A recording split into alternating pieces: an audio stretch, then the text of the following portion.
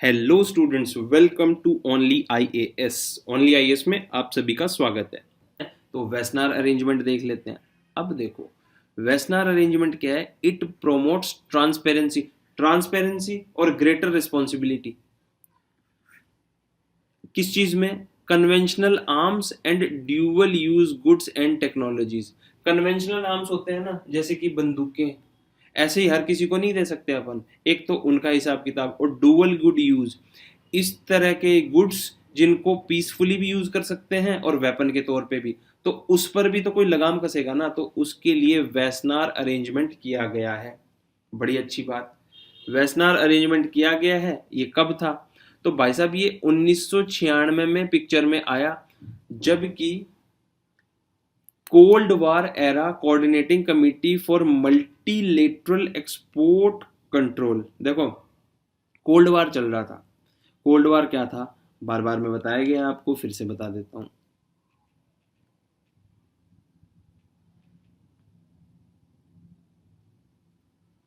Cold war क्या था?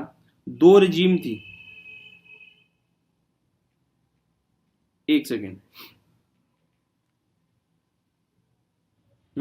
दो रजीम थी, एक तो कैपिटलिस्ट और एक सोशलिस्ट। दोनों अपनी आइडियोलॉजी को प्रिवेल कर रहे थे कि कैपिटलिज्म आना चाहिए। एक को लीड कर रहा था कैपिटलिज्म वाला यूएसए और ब्रिटेन, और दूसरे को लीड कर रहा था रशिया। लड़ रहे थे दोनों। तो कोल्ड वार क्या है? एक दूसरे को टेबल पे उठापटक करने पे लगे हुए थे। चलो अच्छी बात, कर रहे थे, सारी बात ठीक है, चलती गई। 89 के अंदर सारे कैपिटलिस्ट जो कंट्रीज थे वो जीत गए, और कम्युनिस्ट जो थे वो एक दूसरे से अलग हो गए। क्यों? क्योंकि इकोनॉमिक सिनेरियो फुलफिल नहीं हो पाया, है ना। मतलब उनको, उनकी इकोनॉमी को नुकसान हो रहा था, क्योंकि ये जो सोशलिस्ट आइडियाज थे ना, ये इंप्लीमेंट ही नहीं हो पा रहे थे। तो सारे दो देश रशिया से अलग हो गए, तो बस कोल्ड वार खत्म हो गया। तो कोल्ड वार था ना जब, तो उस टाइम पे एक कमिटी बनी हुई थी, coordinating committee multilateral export control की। उसको फिर सुपरसीड कर लिया किसने? इसने, वेस्टर्न अरेंजमेंट ने। इसके 42 तो मेंबर्स बने, है ना। और इसके 42 मेंबर्स में यूनाइटेड नेशन की सिक्योरिटी काउंसिल के पांचों के पांचों में से चार मेंबर्स हैं इसके मेंबर। एक नहीं है, चाइना। और बस हमको तो मौका मिल गया। चाइना नहीं है तो इंडिया को मिल गई मेंबरशिप। अगर चाइना होता इसमें भी तो इंडिया को मेंबरशिप नहीं मिलती। तो बस यहाँ पे राडा फंस गया। और 42nd मेंबर कौन है? इंडिया ही है। जबकि बाकी और कोई ट्रीटी भी साइन नहीं कर रखी। लेकिन बताया ना कि इंडिया का हमेशा से शांति का देश कहलाया है, और हमेशा से इंडिया का रिस्पॉन्सिबल बिहेवियर रहा है चीजों को लेके। तो इस रिस्पॉन्सिबल बिहेवियर का इंडिया को सिला मिला, और अच्छा सिला दिया तूने मेरे प्यार का। यार ने नहीं लूटा इस बार यार को, तो काम बन गया इंडिया का। तो इंडिया को इसकी मेंबरशिप मिल गई। रिस्पॉन्सिबल न्यूक्लियर स्टेट था, अपने क्रेडेंशियल्स थे, इन क्रेडेंशियल्स को हमने एक्सेस कर लिया। बड़ी अच्छी बात, होना भी चाहिए।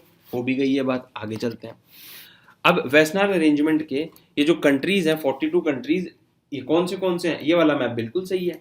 तो ये सारे इसके मेंबर कंट्रीज हैं। नॉर्थ अमेरिका लगभग रंगा हुआ है, बड़े बड़े 3 कंट्रीज हैं। और रशिया भी है, इंडिया भी है, साउथ अफ्रीका, ऑस्ट्रेलिया, न्यूजीलैंड, ये सब है ना। तो ये 42 कंट्रीज हैं, इसको हमने देख लिया। आगे चलते हैं। अब टर्की है, सऊदी अरेबिया, ये मिडिल ईस्ट वाले नहीं है, तो इनको थोड़ा सा याद रखना, है ना। आगे चलते हैं। What are the significance of India's entry? India को इसमें एंट्री मिल गई तो इससे फायदा क्या होगा? Earlier India's effort at NSG were stopped by China which is not a member of western arrangement. तो चाइना इसमें नहीं है तो इंडिया को फायदा हो गया। बड़ी अच्छी बात। Wassenaar arrangement membership is seen as a credit on India's need for diplomacy in sensitive nuclear issues compared to the failed attempt to gain entry to NSG in 2016। बिल्कुल, हमारी डिप्लोमेसी की तो ताकत है ना यार, कि हम एनएसजी के मेंबर भी नहीं है फिर भी निकल के आ गए, है ना, इन न्यूक्लियर इश्यूज में। तो एक ये सिग्निफिकेंस, भारत की तूती बोली। तूती का मतलब समझते हो? भारत का मतलब डंका बजा दुनिया में कि हाँ यार, इंडिया अपनी बात मनवा सकता है। तो मतलब हमारा बार्गेनिंग पावर तो है। तो ये दिखाने के लिए सिग्निफिकेंस है कम से कम। और देखो, ड्यूअल गुड यूज का उनमें फायदा तो मिलेगा ही। तो एक ही साइकोलॉजिकल बेनिफिट मिला अपने को, और क्या। India's admittance to Western arrangement will strengthen India's credentials as a responsible nuclear power। देखो कल को बाकी कंट्रीज चाइना पे दबाव डाल के इंडिया को ला सकते हैं कि यार बाकी सब में तो इसका नंबर आ गया, तुम क्यों इस पर रोड़ा अटका रहे हो। तो देखा धीरे धीरे अब होगा क्या, इंडिया थोड़ा सा बार्गेन करेगा कि हम तुमको वेस्टर्न अरेंजमेंट में लाने में हेल्प करेंगे, तुम हमारी हेल्प करो। समकक्ष जब दो लोग आने लग जाते हैं ना तो एक दूसरे की बात माननी पड़ती है। क्यों, स्विम एंड सिंक टुगेदर वाला कंसेप्ट है, डूबेंगे साथ में, तैरेंगे साथ में, साथ में चलती हैं तीनों चीजें। और India's WA membership is expected to build up a strong case for India's entry into 48 members nuclear supply group। वही जो अपन ने बात की थी, है ना, बार्गेनिंग पावर बढ़ी है, क्रेडिबिलिटी बढ़ी है, सारा हिसाब किताब अच्छा हुआ है तो और अच्छा होएगा आगे। Western arrangement will also embed India's deeper in the global non-proliferation architecture and enable access to critical technologies in the defense and space sector। देखो एनएसजी के हम मेंबर भी नहीं है और हमने एनपीटी भी साइन नहीं कर रखी, लेकिन फिर भी जापान के साथ न्यूक्लियर डील है इंडिया की जापान के साथ न्यूक्लियर डील है, यूएस के साथ हो गई है, सबके साथ अच्छे से होती जा रही है। तो धीरे धीरे अल्टीमेटली अपने को क्या चाहिए, अपने को टेक्नोलॉजी चाहिए, और जितना इजीली मिल जाए उतना तो मिलती जा रही है ना यार, क्रेडिबिलिटी अपनी बढ़ती जा रही है, तो बेस्ट काम हो रहा है तो अच्छा है। डायरेक्टली मतलब सीधा कान नहीं पकड़ के जा रहा है तो टेढ़ा करके कान को पकड़ रहे हैं, तो कान पकड़ने में आ रहा है अपने, ये चीज अच्छी चल रही है और ये चलनी भी चाहिए। देखो इसको ही बोलते हैं डिप्लोमेसी और इंटरनेशनल रिलेशन के जो क्वेश्चंस मेंस में आएंगे ना तो उनको इसी तरह से होता क्या है, कुछ चीजों को मोल्ड करके ही लिखना होता है। रूट कॉज पे जाओ, मेंबरशिप चाहिए मेंबरशिप चाहिए मेंबरशिप चाहिए, अरे क्यों चाहिए मेंबरशिप, कॉज आपका फुलफिल हो रहा है ना, तो बस बहुत ज्यादा उछलने की जरूरत नहीं है ना। तो सीधी उंगली से घी नहीं निकल रहा तो उंगली को टेढ़ी कर लो, टेढ़ी कर लिया अपन ने। आई सपोज आपको समझ में आ रहा है, आगे चलते हैं। अब एमटीसीआर रिजीम को देखते हैं, मिसाइल टेक्नोलॉजी कंट्रोल रिजीम, ये क्या है। अब देखो ये 1987 के अंदर जापान ने इस्टेब्लिश किया था इसको, एमटीसीआर को, इसको भी देख लेते हैं। और एक चीज मैं बता दूं आपको, अभी क्या है आपको थोड़ा सा फ्रेगमेंटेड लगेंगी ये चीजें कि सर ये क्या पढ़ा रहे हो, तो इनको एक बार पढ़ के एक बार रिवाइज भी करना है। और जब अपने नेक्स्ट लेक्चर जो 2-3 बता रहा हूँ ना, जब सारे आप पढ़ लोगे ना तो बिल्कुल आपकी पिक्चर क्लियर हो जाएगी न्यूक्लियर को और नॉन न्यूक्लियर को लेके, और क्या हिसाब किताब है क्या हिसाब किताब नहीं है। और मैं आपको साइंस एंड टेक्नोलॉजी वाले सर से डिस्कस कर लेता हूँ कि आपको न्यूक्लियर वाला हिसाब किताब की कौन सी कंट्रीज के साथ में इंडिया का न्यूक्लियर पैचअप है कि नहीं है, तो वो भी देख लेता हूँ। तो उस तरह से फिर आपका नेक्स्ट लेक्चर भी प्रिपेयर कर देते हैं कि किस किस के साथ में नहीं है न्यूक्लियर का हिसाब किताब, तो इंटरनेशनल ऑर्गेनाइजेशन की एक और ज्यादा अंडरस्टैंडिंग बन जाएगी और काफी क्वेश्चन सॉल्व करने में इसको हेल्प भी मिल जाएगी। तो इस तरह से करके कर लेते हैं। मैंने सर को फोन भी मिलाया था, वो बिजी थे, है ना, तो हम क्या है सब लोग एक प्रॉपर डिस्कस कर लेते हैं कि कौन सी चीज कौन कवर करवाने वाला है, तो उसको होलिस्टिक करने की कोशिश कर रहे हैं आप। और हाँ दूसरी चीज, हल्का सा टाइम थोड़ा ज्यादा लग रहा है, तो इस चीज का बिल्कुल भी टेंशन मत लीजिए, प्रॉपर पूरा कोर्स करवाएंगे और कॉम्प्रोमाइज बिल्कुल नहीं करेंगे। तो थोड़ा सा ज्यादा टाइम लग रहा है, और मैं सी सेट भी पढ़ा रहा हूँ स्टूडेंट्स, तो सी सेट को भी देखो छोटा सा हल्की सी मेरे से मिस्टेक चल रही है कि आपके प्रेजेंटेशन सब बने हुए हैं तो उसको प्रॉपरली प्रिपेयर अभी नहीं कर पा रहा हूँ मैं, तो 2-4 दिन के बाद में मैं उसको वाइंड अप करूंगा। लेकिन सी सेट में आई अश्योर यू कि जितना आपको करवा रहे हैं ना, बस उसको देख देख के और उसी हिसाब से प्रैक्टिस कर लेना, कल्याण हो जाएगा, है ना, उतना ही उसको करना है, उससे अपना हिसाब किताब बन जाएगा, है ना। तो कॉम्प्रोमाइज बिल्कुल भी नहीं होगा, बस आप चलते रहिए साथ में, है कि नहीं। चलो आगे चलते हैं। अब देखो एमटीसीआर का एम क्या है, limit the spread of ballistic missile. अब आपको साइंस एंड टेक में बैलिस्टिक मिसाइल पढ़ाई गई है जो बैलिस्ट करती है, and other man delivery vehicle that could be used for chemical, biological और न्यूक्लियर अटैक। तो देखो इन पर लिमिट करना पड़ेगा ना, तभी एमटीसीआर बनाई गई। इसके 35 मेंबर हैं, which includes most of the world की missile infrastructures manufacturers including India, पर इसमें चाइना नहीं है इसीलिए इंडिया इसका मेंबर है ना।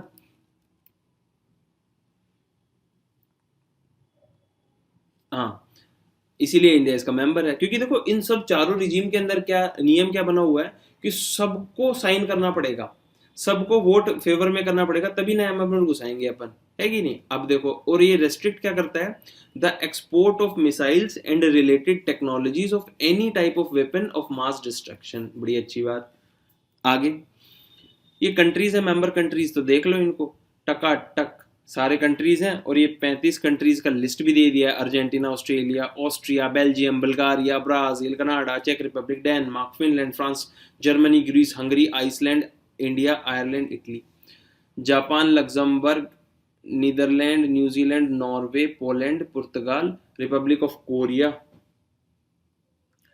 Republic of Korea South Korea है कि नहीं? चलो आगे चलते हैं।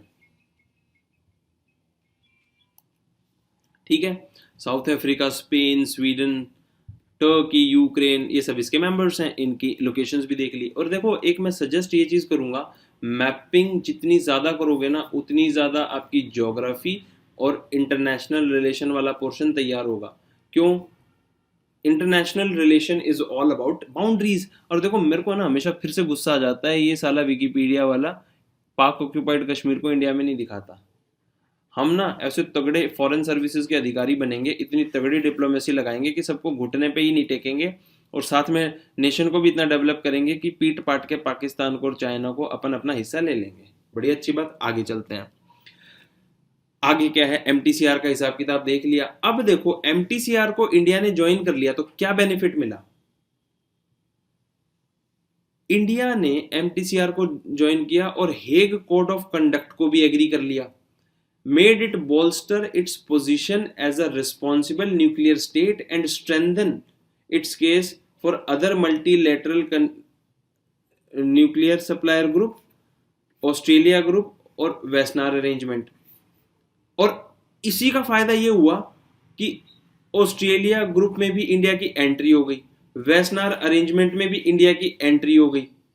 लीगल बन गया ना इनके लिए, एनएसजी का मामला बचा हुआ था। तो देखो, इन चीज का साइकोलॉजिकल फायदा था, और वो मिलता गया मिलता गया मिलता गया, एक एक करके इंडिया उन सब में घुसता गया। तो ये बढ़िया फायदा हो गया, इससे क्रेडिबिलिटी बनी। इसी के लिए साइकोलॉजिकल बेनिफिट बहुत तगड़ा मिला इंडिया को। तो एक एक करके इन सब में एंट्री भी मिल गई और काम भी बढ़िया हो गया अपना। आगे चलते हैं। अच्छा, ये हेग कोड ऑफ कंडक्ट क्या है? तो शायद मैंने इसको इंक्लूड नहीं किया, तो देख लो। ये हेग कोड ऑफ कंडक्ट है ना, यहीं पे इसको आप नोट कर लो। ये क्या है?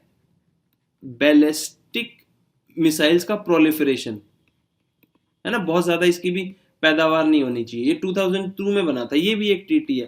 तो देखो, ट्रीटी तो बना लेते हैं, लेकिन इन ट्रीटीज पर अमल कोई करता नहीं है ना। तो ये बैलिस्टिक मिसाइल्स के प्रोलिफरेशन पे इंटरनेशनल कॉन्ट्रैक्ट बनाया है ना, और काफी कंट्रीज ने इसको माना भी है। तो एमटीसीआर के जैसा ही सिमिलर ये मिशन है। चलो ठीक है, आगे चलते हैं। India can by high and missile technology. देखो, जिम्मेदारी से जिम्मेदार हो गया ना, एनटीसीआर का मेंबर आ गया, तो अब जिम्मेदार लोगों को तो कोई मना नहीं करेगा ना। तो हाई एंड मिसाइल टेक्नोलॉजी को खरीद सकता है। Run joint programs for development of unmanned aerial vehicle with other countries, जैसे procurement of theatre missile interceptor arrow 2 from Israel. Israel बड़ा तेज है यार इन चीज़ों में। इस टाइप के ना न्यूक्लियर वेपन और ये ड्रोन्स वगैरह बनाने में बड़ा जबरदस्त निकलता है ये। और मिलिट्री ड्रोन्स लाइक एवेंजर्स, जो कि यूएसए से मिलेगा, है ना, उस टाइप के ड्रोन्स वगैरह खरीदने का हिसाब किताब बन गया, क्योंकि ये मिसाइल टेक्नोलॉजी की चीज़ें हैं। अच्छा, नॉन मेंबर कंट्रीज को इंडिया अपना माल भी बेच सकता है, जैसे supersonic cruise missile BrahMos Vietnam को बेच देगा। क्यों? अब लेजिटिमेसी है ना यार, हम तो एमटीसीआर के मेंबर हैं, तो ये भी फायदा हो जाएगा। देखो, ओवरऑल लेजिटिमेसी बनती है। जैसे किसी के आपके नाम के आगे आईएएस लग जाए, आईपीएस लग जाए, आईएफएस लग जाए, तो ये तो नहीं है कि आप काके हो जाओगे, लेकिन आपके साथ में एक लेजिटिमेसी आ जाएगी कि हाँ यार, सीरियस आदमी है और इसने अपने जीवन में मेहनत की है, तो इसने कुछ प्राप्त किया है। तो अल्टीमेटली क्या है, हम जीवन में वो लेजिटिमेसी अर्न करते हैं। तो इन सब में जुड़ने से एक लेजिटिमेसी आ गई, और लेजिटिमेसी से देखो ओवरऑल डेवलपमेंट तो होता ही है। तभी क्या है, हर आदमी मेंबरशिप इन सब चीज़ों को लेने की कोशिश करता है। बड़ी अच्छी बात। आगे चलते हैं। ISRO can access the forbidden cryogenic technology from Russia which is required for space exploration technology. अब क्रायोजेनिक इंजन क्या होता है, लिक्विड फ्यूल इंजन क्या होता है, आपको साइंस एंड टेक सर वाले ने बिल्कुल अच्छे से समझा दिया है। और क्रायोजेनिक टेक्नोलॉजी जीएसएलवी में अपने को चाहिए, तो सारा हिसाब किताब वो आपको बता चुके हैं, तो वहां से मिल जाएगा ना यार, क्योंकि एमटीसीआर के अपन मेंबर हैं। और बार्गेनिंग चिप, MTCR की membership can be used in bargaining chips against China, जो कि एनर्जी में नहीं घुसने दे रहा, अब तो घुसने दो भाई। तो साइकोलॉजिकल दबाव वाली चीज है ना, और अपनी एक डिप्लोमेसी की जीत है, तो ये सब चीजों का भी प्रभाव पड़ता है। आगे चलते हैं, अब एक ऑस्ट्रेलिया ग्रुप भी देख लेते हैं। ये 4 ग्रुप हैं, 4 ग्रुप को मिलके खत्म कर लिया, बहुत सारा फायदा हो गया अपना। अब ये क्या है, सारे काम वही, डेवलपमेंट और रेस्ट्रिक्शन केमिकल और बायोलॉजिकल वेपन्स का। It seeks to ensure that export do not contribute to the development of chemical और बायोलॉजिकल वेपन।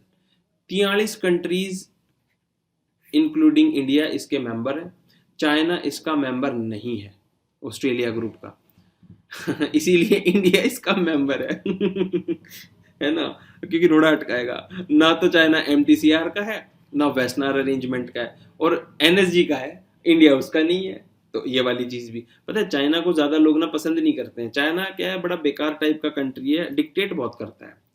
और इसका जो डेलीगेशन है ऑस्ट्रेलिया ग्रुप का, वो हर साल पेरिस के अंदर मिलता है, बड़ी अच्छी बात। आगे चलते हैं, मेंबर कौन कौन है, तो मेंबर ये सारे हैं, है कि नहीं, 43 मेंबर कंट्रीज हैं ये सारे, तो ये सारे इसके मेंबर्स हैं ऑस्ट्रेलिया ग्रुप के, बड़ी अच्छी बात। आगे भी चल लेते हैं। अब देखो, India joins Australia and western group, last year he join किया था, तो एक मेरे को इंटरनेट पे फोटो मिल गया था, तो ऑस्ट्रेलिया ग्रुप में ज्वाइन किया। तो वेपन्स, केमिकल और बायोलॉजिकल, इससे होगा क्या, व्हाट ये है क्या, 85 में था, 54 कंपाउंड्स है सारी चीज। इंडिया को सिग्निफिकेंस क्या है, नॉन प्रोलिफरेशन सप्लाई चेन में हिसाब किताब फायदा, और आगे एनर्जी में आ सकते हैं। वेस्टर्न अरेंजमेंट से फायदा क्या, तो इसको आप देख लेना, ये आपका एक फ्लो चार्ट बन गया इसके लिए, और ये फ्लो चार्ट थोड़ा सा आपको मेंस के लिए भी काम आ जाएगा, है ना, इस तरह से थोड़ा सा समझने के हिसाब से ठीक रहेगा, तो ऐसे करके फायदा मिल जाता है। आगे चलते हैं। अब देखो, इन सबको अगर अपन कंबाइंड करें, तो ये जो 4 ट्रीटीज मिलके है ना, 4 ट्रीटीज जो हैं कौन सी, एक तो NSG, और एक वेस्टर्न अरेंजमेंट, एक MTCR, और एक ऑस्ट्रेलिया ग्रुप। ये मल्टीलेटरल एक्सपोर्ट कंट्रोल रिजीम है, क्योंकि देखो ये एक्सपोर्ट पे कंट्रोल कर लिया ना, ये चीज को ध्यान रखना, इनका कीवर्ड एक्सपोर्ट कंट्रोल रिजीम, मतलब हर किसी एरे गहरे नत्थु गहरों को एक्सपोर्ट नहीं करेंगे, एक्सपोर्ट होएगा समझदार आदमी को, गलत काम बिल्कुल भी नहीं होएगा, है ना, तो वो चीज, तो एक्सपोर्ट कंट्रोल रिजीम है, उसका ध्यान रखना है। अगली बात, अब ये ट्रीटीज कौन सी हैं, इंटरनेशनल एक्सपोर्ट कंट्रोल रिजीम। अब इसमें कन्वेंशनल वेपन कौन सा, एक तो वेस्टर्न अरेंजमेंट, कन्वेंशनल वेपन में तो एक्सपोर्ट कंट्रोल रिजीम है ना वेस्टर्न। अच्छा, weapon of mass destruction bye there delivery system, तो मिसाइल के अंदर ट्रीटी तो नहीं है कोई, लेकिन MTCR है। लेकिन वो हेग कोड ऑफ कंडक्ट है ना, वो भाई कोई ट्रीटी नहीं है, वो कोड ऑफ कंडक्ट बताया हुआ है कि ऐसे नहीं करना चाहिए। ट्रीटी के अंदर तो बाइंडिंग हो जाएगी चीज कि हाँ अब तो हम नहीं कर सकते, संधि हो गई, संधि का मतलब दो मिल गए, अब बंध गए अपन। अच्छा, अब देखो न्यूक्लियर वेपन के लिए एक नॉन प्रोलिफरेशन ट्रीटी है NPT, अब बंध गए सब लोग, और ग्रुप जो बना रखा है, रिजीम बना रखे हो NSG है, तो डिफरेंस समझ पा रहे हो ना, ध्यान रखना। अच्छा, केमिकल एंड बायोलॉजिकल वेपन के लिए जो रिजीम बना रखी है, रिजीम का मतलब सारे लोग मिलके इकट्ठे हो गए, हम नहीं करेंगे, तो वो ऑस्ट्रेलिया ग्रुप। उसके अलावा जो ट्रीटी है, तो 2 अलग अलग ट्रीटी हैं, बायोलॉजिकल वेपन कन्वेंशन और केमिकल वेपन कन्वेंशन। तो मैं यही बताना चाह रहा हूं आपको, एक एक करके है ना, तसल्ली से पढ़ते जाओ, पूरी पिक्चर क्लियर हो जाएगी कि न्यूक्लियर से रिलेटेड ऑर्गेनाइजेशंस क्या हैं। नेक्स्ट क्लास के अंदर इन ट्रीटीज को ही डिस्कस करेंगे अपन, दुनिया भर की ट्रीटी, तो NPT, FEMTT सब कर देंगे अपन, तब अपनी पिक्चर एकदम बढ़िया क्लियर हो जाएगी। फिर न्यूज़पेपर को पढ़ना बहुत अच्छे से समझ में आएगा, और डाउट रहे, चीजें नहीं समझ में आए, फंस जाओ कहीं पे, तो मैं बार बार आपको बोल रहा हूँ, we are always there to work you out. आपको मेल वेल सब दे रखा है, डिस्कशन पेज पे लिखो, बात करो, डाउट कुछ भी नहीं रखना है, सिलेक्शन होना चाहिए, पिटाई हो जाएगी वरना, लिटरली करना है, लेकिन है ना, बहुत मेहनत से काम करना है। आगे चलते हैं। अब ये जो चारों को मिलके जो है मल्टी एक्सपोर्ट कंट्रोल रिजीम बनती है, कौन सी वही बता दी। एक तो वेस्टर्न अरेंजमेंट, इसको ये भी बोलते हैं conventional arms and dual use goods and technologies. बार बार मैं इसलिए पढ़ रहा हूं कि आपको थोड़ा सा याद हो जाए, बार बार में सुनते रहोगे तो याद हो जाएगा। अगला NSG, न्यूक्लियर सप्लायर ग्रुप, और control of nuclear related technology, बड़ी अच्छी बात। एक Australia group, control of chemical and biological technology that can be weaponized, weaponize नहीं होना ना, एक एमटीसीआर में मिसाइल में क्या आती हैं? तो control of rockets, aerial vehicle capable of delivering weapons of mass destruction. बड़ी अच्छी बात, आगे चलते हैं। तो जो सबके ये multi export multi export control regime है ना, मल्टीलेटरल, उसके सबके जो मेंबर मिला के है ना, चारों के चारों, तो चारों के चारों तो यही मेंबर हैं सारे, जो इन सब में कॉमन है। इंडिया भी कॉमन नहीं है, क्यों? इंडिया एनर्जी में नहीं है, चाइना इन तीनों में नहीं है, ये कंट्रीज इन सब में है। तो इनकी एक लिस्टिंग की है, उसको देख लो। So the following 30 countries are members of all the 4 regimes. 30 देश ऐसे हैं जो इन सब के मेंबर हैं। कौन से हैं? तो यार 30 देश जो सबके मेंबर है ना, तो पता नहीं मेरे को कहां से इंट्यूशन आता है, यूपीएससी पूछ ना ले, तो एक बार है ना अपन पढ़ लेते हैं, है ना। तो मैं एक एक करके बोलूंगा, आप थोड़ा सा मेमोराइज करना।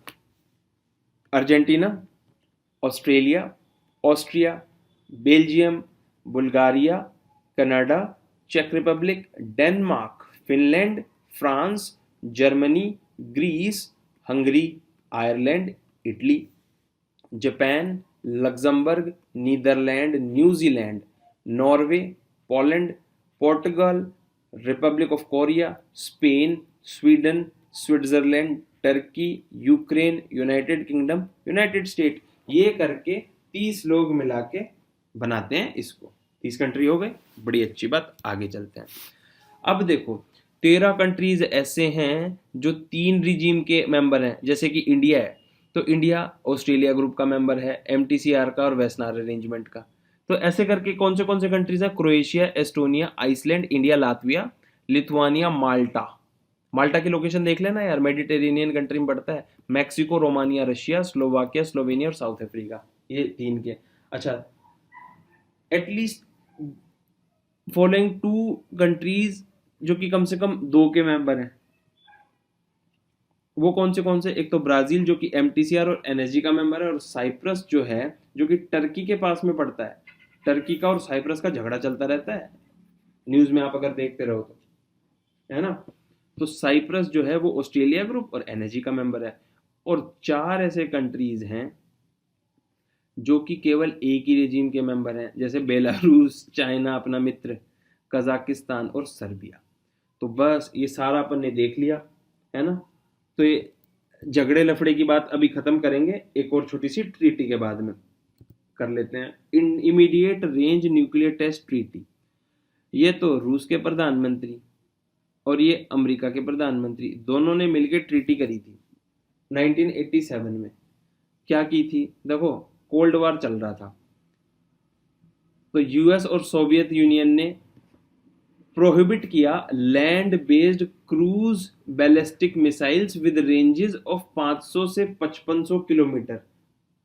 मतलब बैन हो गया 500 से लेके 5500 किलोमीटर की रेंज वाली बैलिस्टिक मिसाइल है ना, लैंड बेस्ड, वो हम नहीं छोड़ेंगे। इट डिड नॉट कवर सी और एयर लॉन्च वेपन, मतलब जमीन से जमीन मारक वाला हिसाब किताब है ना, तो उनको प्रोहिबिट कर दिया। 500 किलोमीटर से कम वाली कर सकते हो आप, और 5500 किलोमीटर से ज़्यादा वाली कर सकते हो। क्यों? क्योंकि 500 और 5500 में उस टाइम पे सिचुएशन ये थी कि पास पास वाले कंट्रीज को कहीं लपेट ना दें, है ना, रगड़ा करके, तो इनको बचे रहना चाहिए। तो इसलिए इन्होंने एक ही लिमिट सेट की थी, और काफ़ी अलग रीजंस होते हैं, उनमें अपने को जाना नहीं है। क्योंकि देखो जब आप इंडियन फॉरेन सर्विसेज के अधिकारी बन जाओगे ना, तो अपने जैसे एस जयशंकर इस टाइम पे जो फॉरेन मिनिस्टर बने हुए हैं, तो इन्होंने न्यूक्लियर डिप्लोमेसी में पीएचडी करी हुई है जेएनयू से। तो न्यूक्लियर डिप्लोमेसी, तो उसके विषय में इतनी सीरियस और ऐसी टिपिकल सी चीजें पढ़ी जाती हैं, अपने को नहीं देखना। अपने तो क्या है, एक अंडरस्टैंडिंग बनाई अपन ने कि पीसफुल तरीका रहे, और बच के रहेंगे अगर ट्रीटी कर लेंगे, है ना। है ना, सीधी सी बात है, झगड़ा अवॉइड हो जाएगा लंबे टाइम तक, उससे उनको फायदा मिल जाएगा। इसलिए इससे ज्यादा अपने को इसमें ज्यादा करना भी नहीं है, सोचना भी नहीं है। अगली चीज, the treaty mark the first time the super powers has agreed to reduce their nuclear arsenal and eliminate entire category of nuclear weapon. पहली बार सुपर पावर ने एग्री किया था, लेकिन 2014 के अंदर झगड़ा हो गया। यूएस ने नाम लगा दिया कि रशिया ट्रीटी को वायलेट कर रहा है और नॉन कंप्लाइंट मिसाइल को वो डिप्लॉय कर रहा है। तो भाई साहब अगर उसको लगेगा कि मिसाइल्स का डिप्लॉयमेंट हो रहा है तो यूएस भी चुप बैठेगा क्या? तो नहीं। तो बोला ऐसा है, ट्रीटी गई भाड़ में, US announce it's withdrawal from the treaty, और यूएस की कांग्रेस ने इसको अप्रूवल फॉर द सेम नहीं दिया। यूएस ने बोल तो दिया कि हम इसमें इस ट्रीटी को नहीं मानते हैं, लेकिन उसकी जो कांग्रेस है, उसका जो पार्लियामेंट है, वहां पर इसका पूरा अप्रूवल नहीं है। लेकिन बोन ऑफ कंटेंशन तो आ ही गया है। क्यों? देखो रशिया क्या है, हथियारों से सबको डराने की कोशिश करता ही है, और रशिया की तो हॉबी है। वो भाई साहब बहुत वेपन है इनके पास में, इनका मिलिट्री सिस्टम जो है ना बहुत तगड़ा फिट है, सबको डर लगता है उससे। उस चीज में रशिया ने ना काफी डेवलपमेंट किया है। तो चलो ठीक है, ये भी चीज हो गई। अब देखो कुछ एक दो तीन अदर ऑर्गेनाइजेशंस हैं। तो ये जो अभी अपन ने जो वेपन वाला हिसाब किताब देखा है, तो बस इसकी एक अंडरस्टैंडिंग लेनी है और ये चीजों को समझना है, और उसी बेस पे इजी टाइप के यूपीएससी क्वेश्चंस पूछता है। पूछ किसी से भी सकता है, क्योंकि हर साल इनमें से एक आधा क्वेश्चन आ रहा है। तो बस इनको समझदारी से अंडरस्टैंड करके छोड़ देना है। आगे चलते हैं, एक देख लेते हैं, इंटरनेशनल प्रेस इंस्टीट्यूट देख लेते हैं अपन। ये बड़ा इंपॉर्टेंट है। क्या है ये? It is a global network of editors, journalists, and media executives who share a common dedication to quality, independent journalism. बिल्कुल। इसका हेडक्वार्टर वियना में पड़ता है। It represent leading digital, print and broadcast news outlet in nearly 100 countries. बड़ी अच्छी बात। आगे, हमेशा इंटरनेशनल प्रेस इंस्टीट्यूट है ना, एक डेथ वॉच भी निकालता है। क्या? कि ईयरली अपनी ड्यूटी करते हुए कितने जर्नलिस्ट की मौत हो गई अपने प्रोफेशन को लेके, तो उनकी एक लिस्ट भी निकालता है। तो इसको बोलते हैं international press institute death watch. तो ये बड़ी फेमस है। तो इसका पेज था इस इंस्टीट्यूट मतलब इंटरनेशनल प्रेस इंस्टीट्यूट का, तो उसका मैंने स्क्रीनशॉट डाला है। तो 2020 में अभी तक 10 पत्रकार मर चुके हैं। 2019 में 47 पत्रकार मरे थे। 2018 में 79 पत्रकार मरे थे। तो इसकी वेबसाइट पे जाना आप और देखना, लिस्ट भी दी हुई है कि है ना ये वाला पत्रकार इस सिनेरियो सिचुएशन में मरा था। तो डेथ वॉच भी लगाता है कि बेचारों को रिकॉग्निशन तो मिले। देखो पत्रकार का काम ना बड़ा चैलेंजिंग होता है। एक सीरियस अगर कोई जर्नलिज्म कर रहा है ना, तो वो अपनी जान पे खेलकर हमें न्यूज ला के देता है। और पत्रकारों से इसीलिए डरते हैं सब कि हमारी बात ना निकल जाए। तो कई बेचारे पत्रकार जान पे भी खेलते हैं, तो उनको सम्मान है इस चीज के लिए, और हमें उनका सम्मान करना भी चाहिए। और पत्रकार ऐसे भी हैं जो पेड न्यूज वाले होते हैं, तो उनका अपमान तो होना ही चाहिए। लेकिन जो भी बेचारे अपनी ड्यूटी करते हुए गए हैं, तो उनको एक ये रिकॉग्निशन देने का एक छोटा सा इनका अटेम्प्ट है। बड़ी अच्छी बात, इसको देख लिया। Next World Petroleum Congress. हर 3 साल में ये कांग्रेस कंडक्ट होती है। It is widely recognised as Olympics of oil and gas industries. बिल्कुल, इसको ओलंपिक बोलते हैं, गैस इंडस्ट्री और ऑयल का। हर 3 साल में इसको कंडक्ट करते हैं। बड़ी अच्छी बात। इसमें आते कौन है? मिनिस्टर्स आते हैं, सीईओज आते हैं ऑयल और गैस की, एमएनसीज के, एक्सपर्ट, एकेडमिशियंस, हाइड्रोकार्बन सेक्टर के। Provides an ideal forum to showcase the potential of hydrocarbon sectors in various countries. तो हर टाइप की चीजों को डिस्कस कर लेंगे। तो 2020 के अंदर अब नेक्स्ट होएगा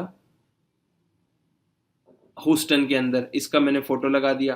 कब होएगा? दिसंबर के अंदर। तो अपन उस टाइम पर मेंस देके और इंटरव्यू के लिए तैयारी करते रहेंगे। तो तब ये वर्ल्ड पेट्रोलियम कांग्रेस होगी, तो इसका जो भी आउटकम आएगा तब अपन उसके लिए बात करेंगे।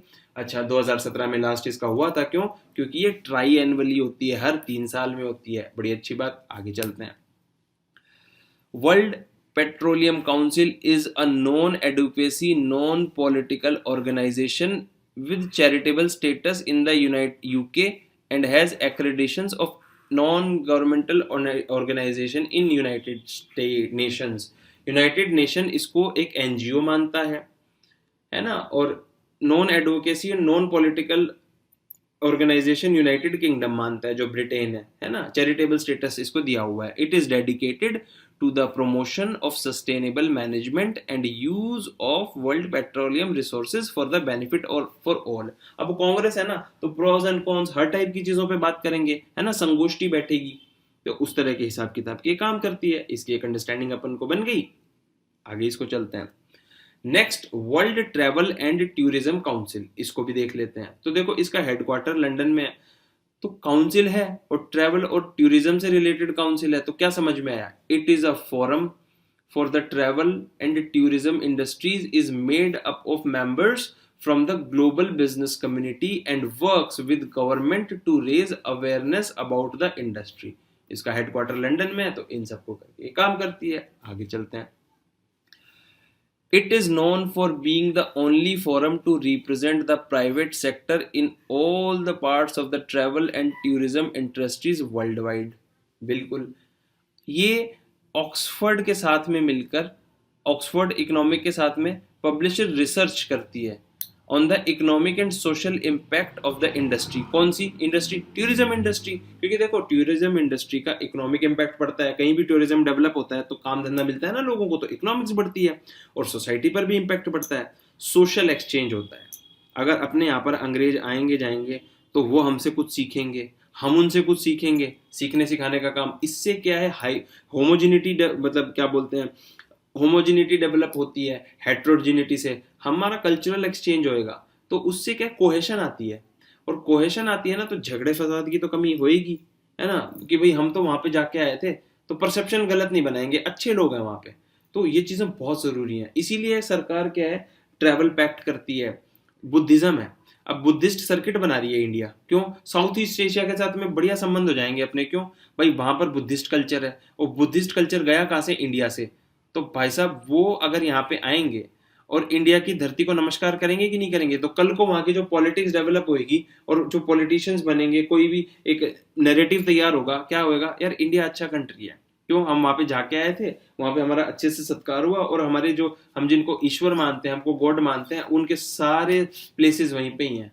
तो रिलेशन सुधरता है, इन चीजों पे ध्यान देना चाहिए। पहले ज्यादा ध्यान नहीं दिया जाता था, लेकिन अब अपना जो इंटरनेशनल रिलेशन का नैरेटिव है ना, वो थोड़ा सा चेंज होने लग गया है, तो इन चीजों पर भी ध्यान दिया जाता है। इन सब चीजों को बोलते हैं सॉफ्ट पावर, सॉफ्ट पावर। और एक होता है हार्ड पावर, जैसे मिलिट्री हो गई, एसेट्स हो गए हमारे, वो हार्ड पावर। लेकिन अगर आपको दुनिया पे राज करना है ना, तो hard power plus soft power दोनों को साथ में लेके चलना होगा। हार्ड, सॉफ्ट पावर को बैकिंग देने के लिए हार्ड पावर काम करता है, लेकिन हार्ड पावर कभी भी कोहेशन नहीं ला सकता, जुड़ाव नहीं ला सकता, उसके लिए सॉफ्ट पावर चाहिए। तो किसी को अगर जीतना है ना, तो दिखाने के लिए हथियार रखो और प्रेम से बात करो, यही जिंदगी का मंत्र है, ये जीवन में भी ऐसा ही होना चाहिए। आगे चलते हैं।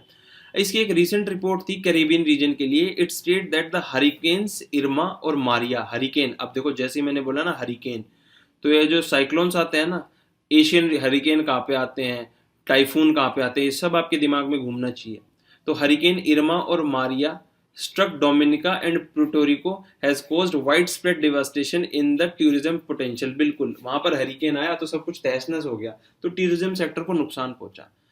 In the Caribbean region, travel and tourism accounts for the higher share of GDP than any other region of the world। क्योंकि भाई उनकी इकोनॉमी जो थी कैरिबियन रीजन की, वो टूरिज्म पे डिपेंडेंट थी, और उसका ये नुकसान हो गया।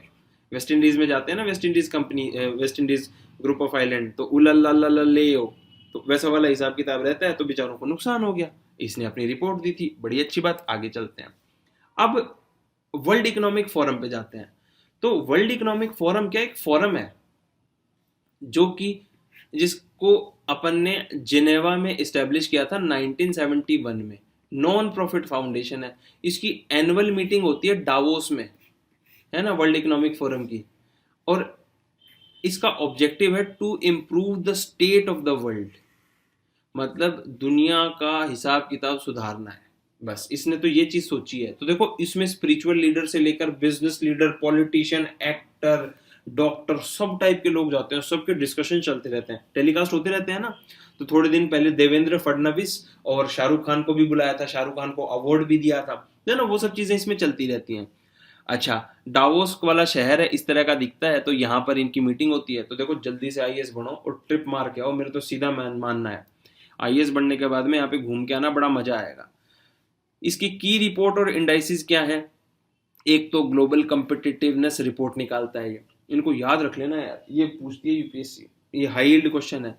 एक ग्लोबल एनेबलिंग ट्रेड रिपोर्ट निकालता है, ग्लोबल जेंडर गैप इंडेक्स निकालता है, ह्यूमन कैपिटल इंडेक्स निकालता है, और इंक्लूसिव डेवलपमेंट आईडीआई निकालता है। तो ये सारी पांचों रिपोर्ट निकालता है।